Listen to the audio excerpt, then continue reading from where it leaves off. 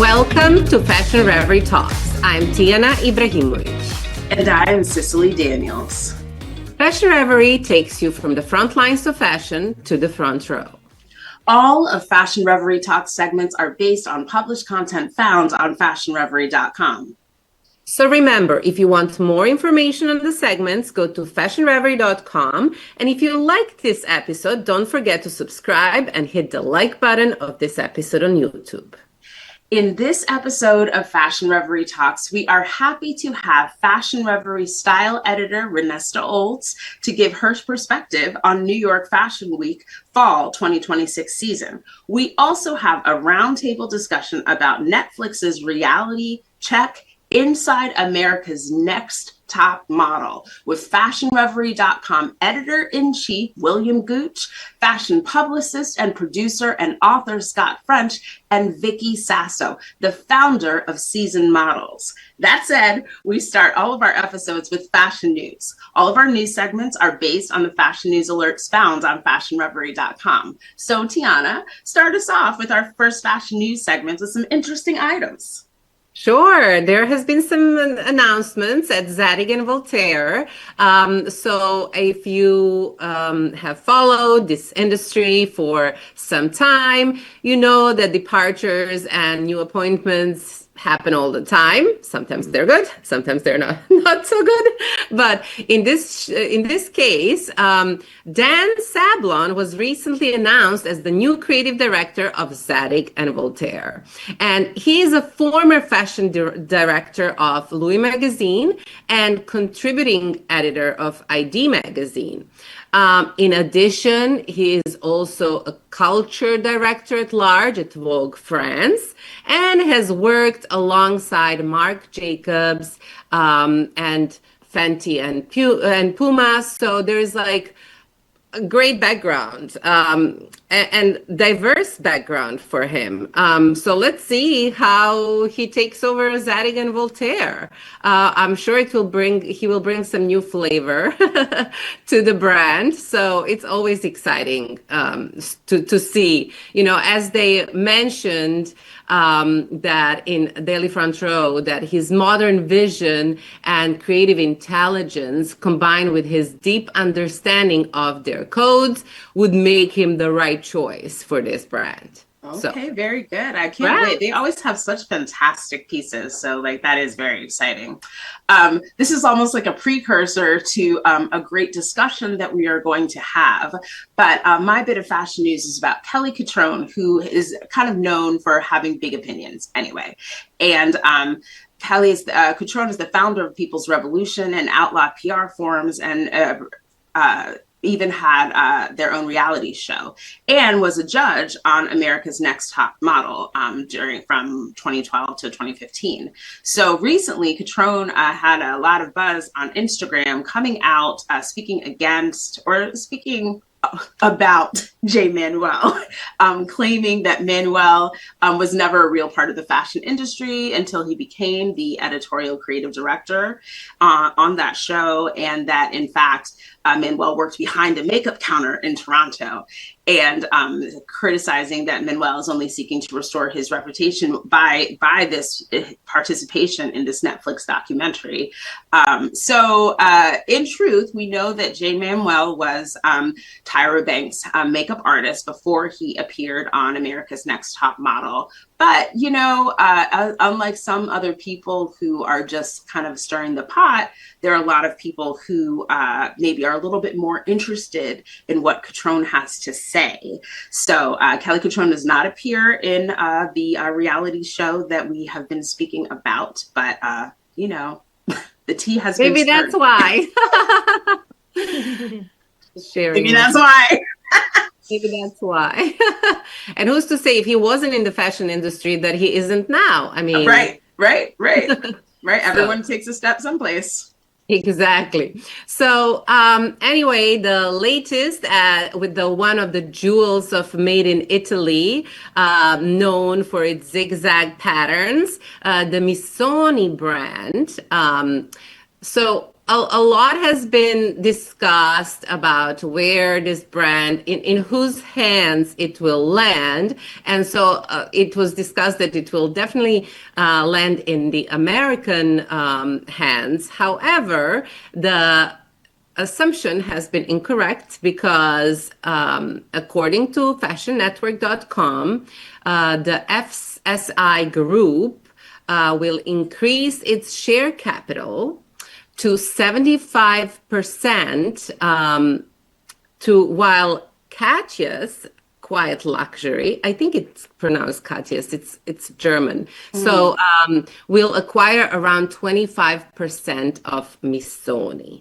Oh. And so the current CEO, Livio Proli, will remain, but let's see what other changes they will make. Okay. Well, viewers, that is it for our fashion news for this week. But we are always keeping you up to date. So always check back in if you want to stay up to date in what's happening in fashion in the news. Come to fashionreverie.com.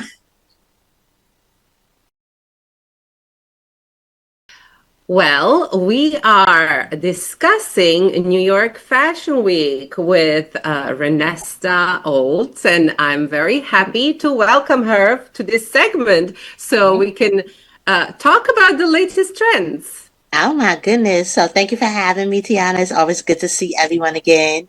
New York Fashion Week is officially over. I am still recuperating. Yes, But and you know what? It was is- great to see you. I'm happy I got to chat with you for a few minutes at one of the Yes. shows. So I know you've been busy going around a lot of shows this season. So what did you see that you could consider are new trends?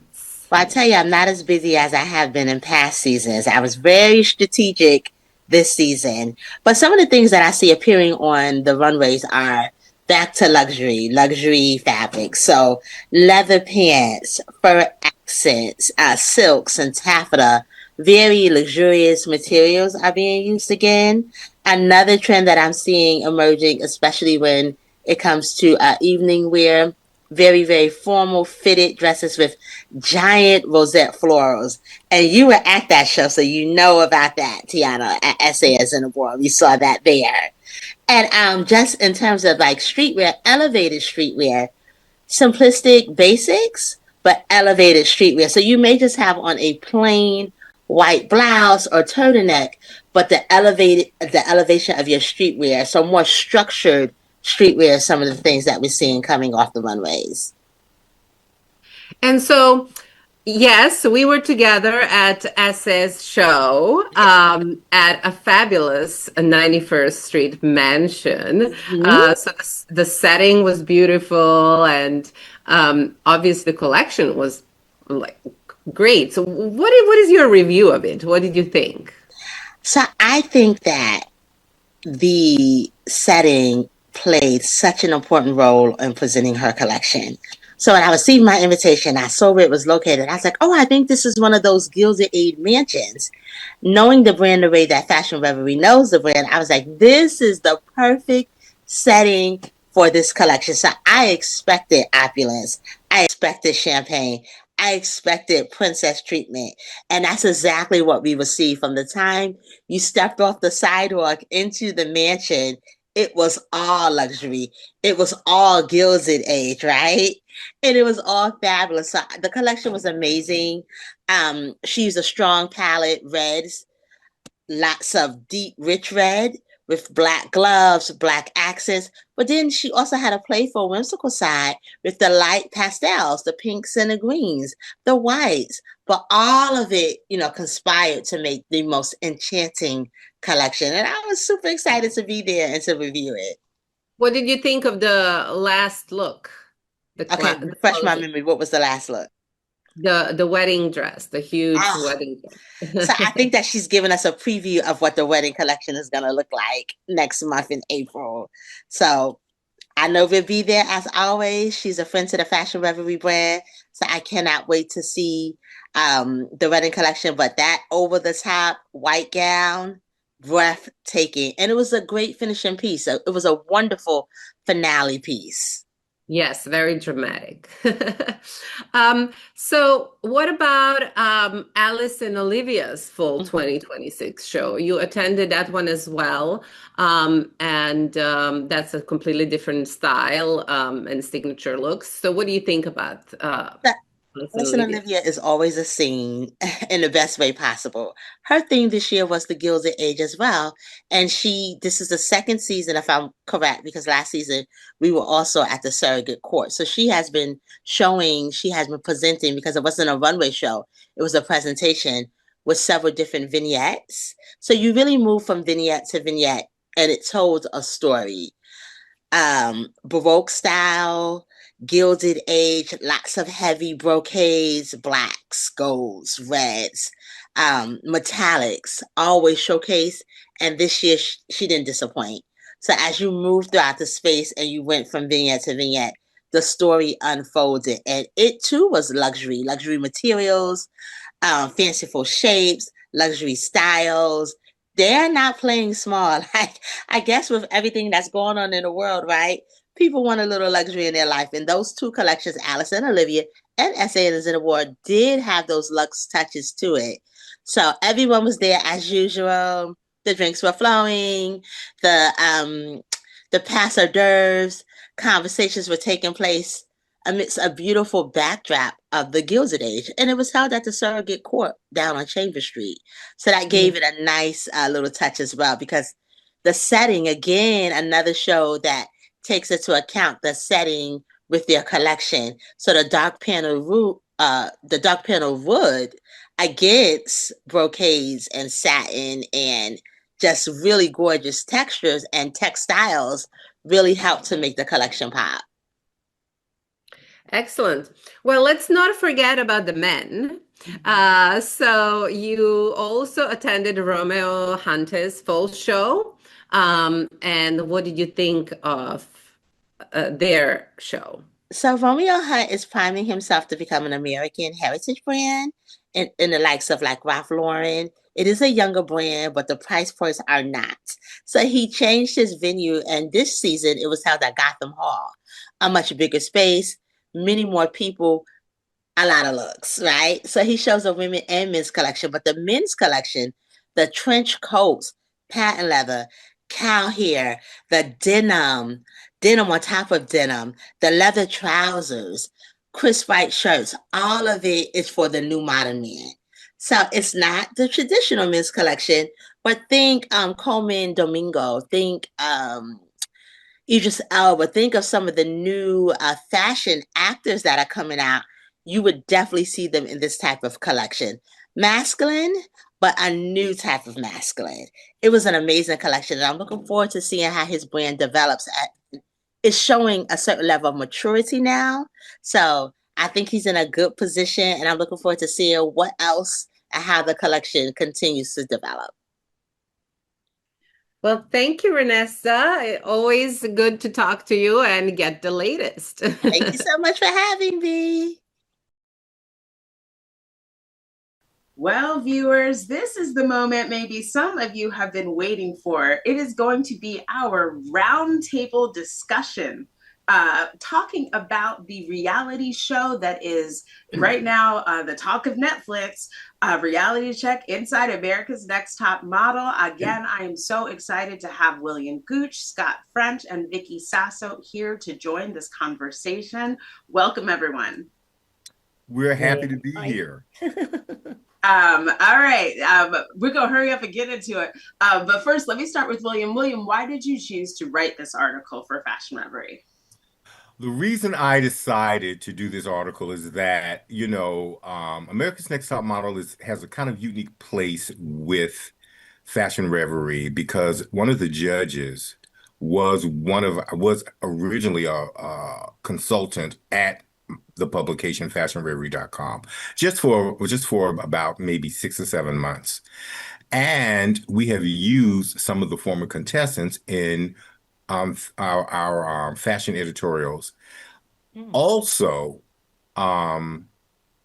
when I was looking at the podcast, which I looked at before I actually watched the documentary on Netflix, there were so many podcasts that were talking about the documentary, which came out on February 16th. And they were mostly done by people outside of the fashion industry. Mm-hmm. So people inside the fashion industry were not making a lot of comments or making any kind of YouTube videos around this very controversial documentary. So their perspective was kind of an outside perspective as Mm-hmm. opposed to an inside perspective. Because for those of us who worked in the fashion industry, and I was working in the fashion industry as America's Next Top Model was evolving as a competition reality TV show, we were always like, what are they doing? This ain't real. This isn't real fashion. We all knew that. But a lot of the commentary and a lot of some of the YouTube videos and videos also on Substack and clips on TikTok and social media really didn't have the perspective that a person inside the industry, an industry fashion professional would have. So I thought it would be really interesting to do an article about that, about our opinion of the documentary from a fashion industry professional point of view, and also included in our wonderful podcast, Fashion Reverie Talks. Yes. Yes. Well, okay. I like that question. So I'm going to do a real quick, Vicki and Scott, I want you each to tell me, do you think that the show, America's Next Top Model, was it about the fashion industry to you, being fashion insiders? Who wants to go first, me or you, Scott? Go ahead, Vicki. I'll let you take this one. No, it was really all about being a reality show because that's not in any way or form how the industry works. Such as when I saw, and I watched the show. I watched it to just rewatch it, and I was, saying, "Oh my God," just the teeth, pulling out of the teeth, the dentist, the braiding of the hair, telling the people that are skinny to lose the weight. I mean, I don't want to say that it wasn't in that time. That definitely was in that time, but the remaking them, no. We, as a modeling agency, when models walk in, we know if we can book them or not. We might want to tweak them a little bit, maybe with a little bit of a haircut or a color, or maybe tighten and tone. Right. But when I watched the whole thing with the teeth and the hair, and I was like, oh my God, I would have never in any way or form put any of my models that I represented through that, especially that ever. How about then or even now? Right. I don't know if that. So I think it's really, that was a reality show moment. And we don't even need to talk about the changing of the race. I mean, those, the photo shoot. That was massively insane. So, Yes. no, is that how it's run? No. Yes. You go, Scott. Yes, I want to hear from Scott also, Yeah. but I want to note what Vicki just said, which is important, is that she said she would never let any of her models have that experience in this moment. These girls were not being represented, right? They didn't have someone looking out on their behalf. Scott, you got to still answer the question. Yeah. Was the show about fashion, or what would your opinion be? Yeah, I think this show's no different than all reality TV in these like creative areas, other than American Idol. That's the one show I sort of feel like really they audition them, put them through the recording. That's the only one, but all these other ones, whether it be America's Next Pop Model, Project Runway, etc., they're cast to be dramas. And I think that America, outside of the industry, they're sort of seen as that's the look at the fashion industry. It's just not true. It's not real. Elements are. Yeah, they design a collection and put it on the runway, or they do their makeup and go like this. But the reality is, this is a competition looking to cause drama, and those shows are cast with drama in mind. There's always the controversial emo person. There's always the person that can lose a little bit of weight in their industry. There's always the person who's really overweight. There's always these struggles, and they cast it for that reason. So it really doesn't represent the industry very well. It does get attention on our industry, and it's not altogether good. Right. And if I may chime in, Cicely, Yes. one of the judges who was the judge for 2 seasons, he told me straight out, because I asked him, I said, listen, how much of America's Next Top Model is the fashion industry? He said honestly, it's about 15 to 20% the fashion industry. The rest is just entertainment. It's there for the consumers to entertain them. It's not the real fashion industry. He said because honestly, the fashion industry is not there's a small part of it that's glamorous, but the rest of it is hard work. And he said, and if you showed the models living the life of a model, it's actually kind of boring. It's not that interesting. You have to spice it up to make it consumer friendly because people have this whole idea that fashion is glamorous and you're partying and dating celebrities and movie stars and you're making $3 or $4 million a year. He said that's not the reality of the average model. Only maybe 2% of models live that lifestyle. Everybody else, it's a job. It's hard work. It could be your passion, but it's hard work. And he said, and he told me, he said, honestly, that's not that interesting. Oh, I think it's fascinating. Okay. We're going to keep going with this conversation. It has been revealed that many of the contestants who were on America's Next Top Model ended up having difficulty getting signed by model management companies or getting work. What do you think about this? And do you think that Tyra Banks or the show could have helped contestants in some way after their time on the show? Okay, Vicki, I know you know about this. You No, go yeah, of first. course. What happened was when I had, known that I was going to speak today, right? I actually called one of my friends that used to work at Elite at that time. I had to get the scoop. Yes. The scoop and said, I won't mention names, who the person is, nothing like that. But I said, I have to ask you a question. When America's Top Model was on and they placed a model with you at Elite, what was your thoughts? The person told me straight up, they looked so down upon them. Like they didn't want they felt reality stars were the lowest of low. That's what the answer was yesterday. I said, thank you. Like in my head, I'm like, thank you. I know me with the reality stars, then it was nothing to even think about. Like I just never really cared about it. But I think what was promised to them, like you talk about what was promised to them, I feel that Tyra Banks, this is my thoughts, should have become a manager to them. And I think that's also, important, Scott, because you had the kind of wherewithal. I do think there have been some great successes who technically were discovered on America's Next Top Model. I'm thinking of Winnie Harlow, of Yaya DaCosta. There are some individuals who have made their way for sure, but they also probably had that kind of your mindset, right? Exactly. And I think you've got to be, I find it interesting going, so my God, Project Runway and American Idol. Oftentimes, the people further down the totem pole are the ones that are the most successful. Okay, because they just use it to get a platform. They get a lot of followers on social media, and they know how to translate that into something more, and not expecting the show to be the end all. Right. And so some of the and models, there were many, if I may interject, there were yeah, many young girls, young ladies, and men who went on the show who were looking to branch into television and film. And America's Next Top Model was their way to do that. They weren't really trying to become fashion models or high fashion models. they're becoming a However, personality. right, they knew that it was a reality show. They didn't have those expectations. However, there was a list that went around, and me and you talked about this. There was a list that went around every cycle with all the models' names and pictures that were on the show. And those lists went around the fashion industry. I know it went around in New York. And on their list, it was saying, do not use these girls. Do not cast these girls. So some of the girls were handicapped just by being on the show. They could have had probably a much better career without being on the show. And Danny Evans is one example of that because she said in the Netflix documentary, she was with the Ford. She got her prize of winning was with Ford. She won cycle 6. She said she was not getting any castings. She was living in the Ford model house, and all the other girls living in the house were going out to castings. She's sitting in there alone, no castings. And finally, one of her good friends, Chanel Iman, we love the model Chanel Iman, told her, I talked to your booker, and they said, we can't send her out. Nobody wants to see her.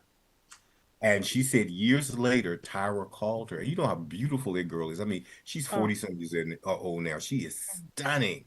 she's seasoned. Tyra called her. Vicky, I know you got something to say. Well, Well, Tyra self-promotion, called Vicky. her years later. I'm only kidding. I'm kidding. No, I'm going to keep going. I'm loving Yeah, this story. yeah. Tyra called her years later and said, Danny, I know you're struggling. We knew the girls were handicapped by being on the show. And Danny was like, black woman to black woman, why would you put us through that? And Tyra was like, oh, well, it's business. Yeah, horrible. Horrible. That's such Horrible. a. You knew you were handicapping people and you didn't do anything to help them. You know, I mean, Tyra could have called small brands and emerging brands who didn't have a problem with the models and say, can you use my girls, use my ladies, my guys? She didn't do anything. She did nothing. That should have been done during the whole process. So I'm so sorry. I talk over you. That's the Italian in me. I don't know. I just have to talk over people. I don't mean to. No, it's fine. We do that here all the time. Go ahead. But that should have been during the process of doing the show. That is something she should have seen during the show. What can she do for these models after they win? When you're getting closer and closer down. There's a whole lot of designers like myself at the time. I was never a huge name, household name designer, but I had a collection, was out there selling. If she had come to me and says, hey, Scott, we'd love for you to use our models in a photo shoot for your lookbook. Absolutely. If it gives me that, I would have done that in a heartbeat and given them things that they could actually use. And you would have been able to use the pictures. Yeah, and I would have been able to use the photos for free. It would have been a win all around. Yeah. So, all right, that brings me to my next question, real quick. We're going to wrap up soon. But okay, let's talk about these editorial shoots. Now we know that some of that. Jesus. First of all, I love all the movement that just happened. That's so funny. I need to be delivered. So we know some of them are just downright crazy. Okay, let's just say that. And some of them are just very extreme. And a lot of contestants couldn't even use these photo shoots in their actual model books. What do you guys think about this? Okay, I gotta go first. Please do. Let me tell you, those looks were so extreme. We used I have worked with four of American Next Top Models. And let me tell you what people don't understand about the fashion industry. That's why I think this conversation is so important. And Vicki, we're so happy you're here to really help us. When you go to a modeling agency and you have a very weak book, your book is your ticket to castings, to getting work. If you have weird pictures like trying to be a superhero, jumping off a building, standing in a couture gown in a garbage dump, I mean, just absolutely ridiculous. You can't use those looks in your portfolio. So what does a model have to do? And Vicki, you can confirm this. A model has to go out and get all new pictures.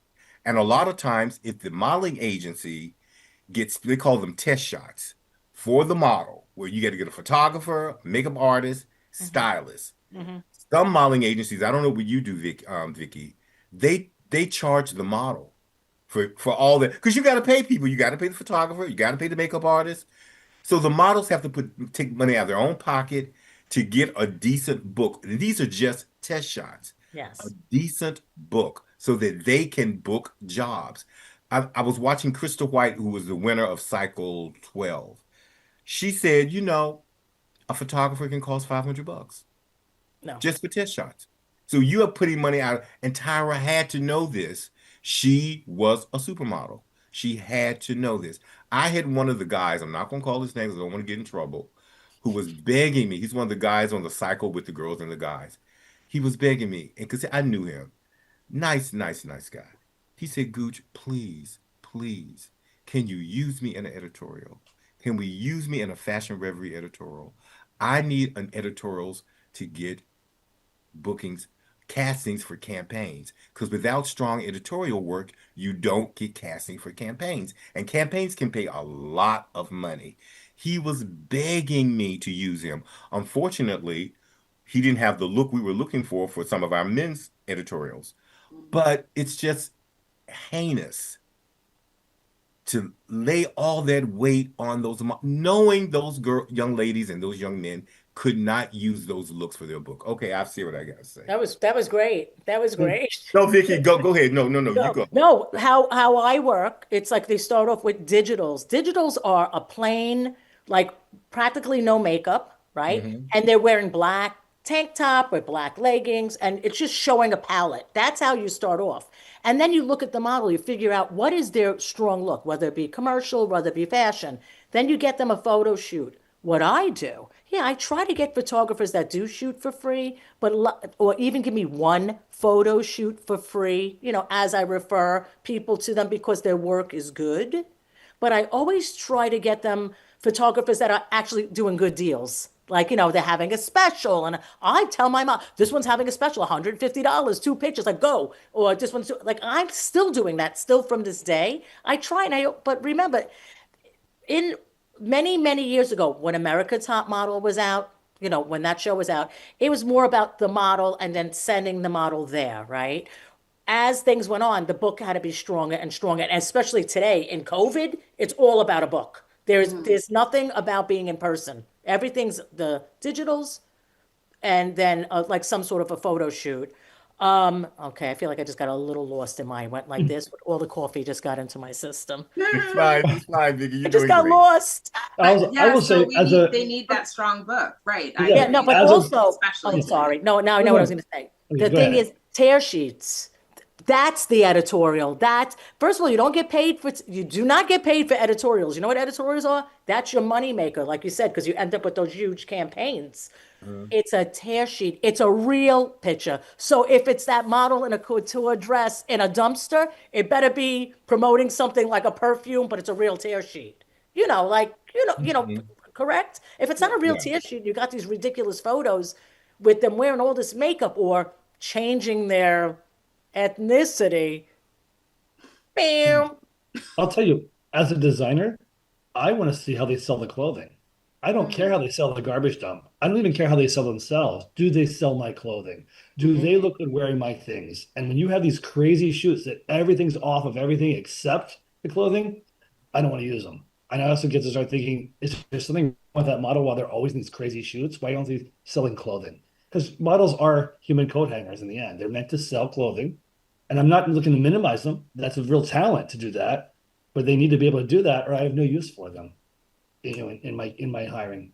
Yes. Well, and I think that's just so important to know like what the practical things that models really need and that designers are really looking for when they are trying to choose their models. And then it seems like maybe America's Next Top Models editorial shoots did not provide those opportunities in the way that people needed. All right, this is going to be my final question. This has been such a great panel. First of all, I'm so glad that we've been having this conversation. Final thoughts. Do you think that America's Next Top Model was an asset for the fashion industry or a distraction? I want everyone's individual answer. I can go first on this one. Okay, go on. It was an asset as far as exposure goes to the fashion industry, got people talking about it. But I also think this is a hindrance and an asset. It showed the worst natures of this business that we're in. Perhaps it exposed them in a way that maybe this won't happen to others. Also, however, it did hurt in that people think that that's the real way it's done. I think it allow a lot of people to be taken advantage of, unfortunately. And I do believe that, as Vicki said earlier, times are different. It may have been through a different lens back then. It still doesn't forgive them, but you do got to give them a little bit of leeway. But the fact that you saw in the show, repeating it again and again and again, and Tyra doing this to the whole thing, I'm sorry, Tyra, I put the finger back at you, and I need to do that. And I felt my last comment about this was I felt that when the show began, it was about answering these quick little questions. And all of a sudden, I think the producers realized, like, let the camera roll. This is like gems. She just was like verbally just spewing things. I don't think she did anybody any favors, herself, the show, or the industry. All right. Vicki, William or Vicki? your opinion. My opinion, no. Unfortunately, I think it was a disadvantage. I personally, when the show was airing, not this Netflix series, I watched it and I watched it in the past. I never really was intrigued because I knew it really wasn't the real thing. As a person that owned the modeling agency, I wasn't intrigued by it then.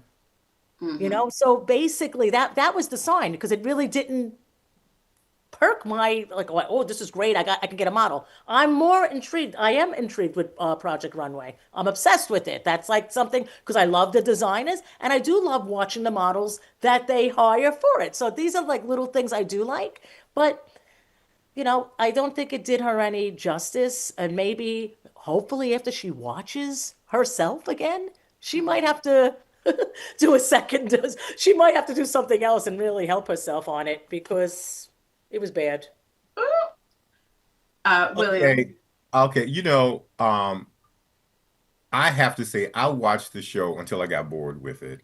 And I found it really entertaining. I was entertained. Wow. But I knew, because I work in the fashion industry, I knew that it was absolutely ridiculous.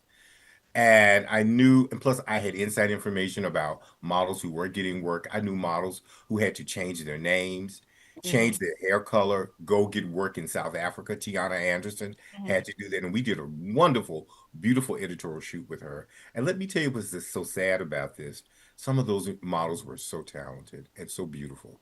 They should have had much bigger careers than they had. And the industry's hard, but they were burned with being on a show that kept running in syndication, so they couldn't get away from it. So I think it was entertaining.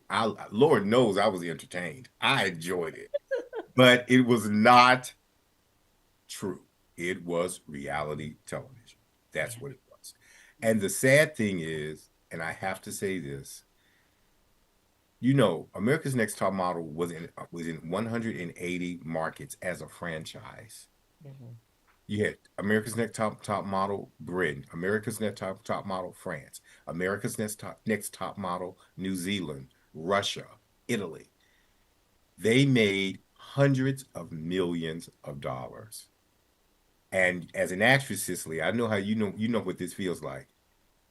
No residuals to the contestants. That's the contract you signed in reality. Oh, because they were on some janky There's no residuals. I was They just going to made ask that not question. a dime from being on the show, other than whatever daily stipend they got. So Tyra Banks and the executive producers, I don't want to just blame Tyra, but the networks made hundreds of millions of dollars from the show itself, from licensing and franchise. They made huge amounts of money. That's why it was on so long. And the contestants really, in the end, most of them got screwed. So I just feel really bad. But last thing I want to say, there is another documentary coming out on March 11th on Entertainment Weekly, on Entertainment EEW, whatever the EW show is.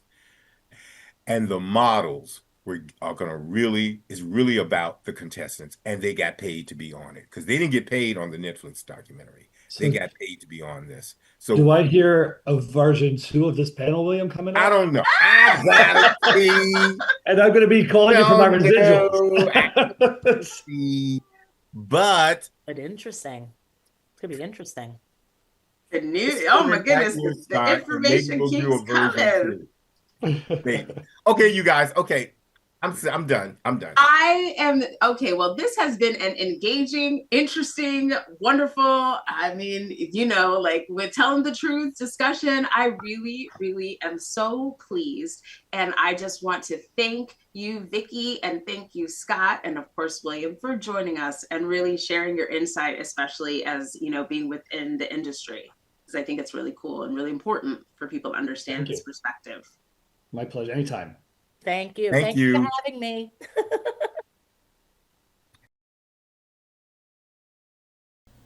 Well, viewers, that's it for this episode of the season of Fashion Reverie Talks.